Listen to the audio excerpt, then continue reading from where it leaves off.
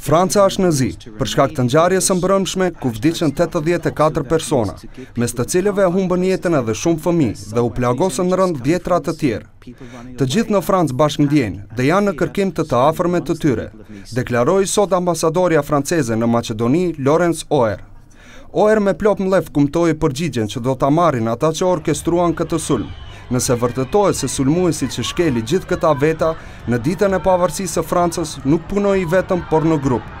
Por sipas saj, tani është një periudhë tjetër e rëndë, ajo e identifikimit të viktimave të këtij sulmi terrorist, i cili do të shkaktojë edhe më tej dhimbje tek ata që humbën të afërmit e tyre.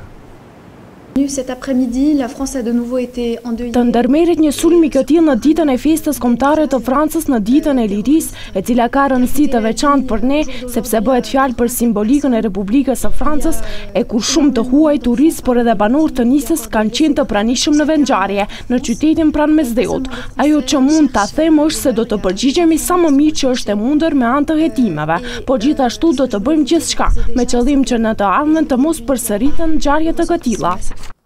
Ambasadorja theksoi se me kërkesë të kryetarit të Francës, François Hollande, në të gjitha ambasadat e tyre do të shpallet ditëzie për 3 ditët e ardhshme, dhe flamuri trikolor francez do të valvitet në gjysmë shtizë. Për këtë sulm terrorist është parapar edhe hapja e librit të zis, ku të gjithë ata që duan do të kenë mundësi të nënshkruhen në të. Sipas Ministrisë së Punëve të Jashtme, mes viktimave në Nice nuk ka asnjë shtetas të Maqedonisë.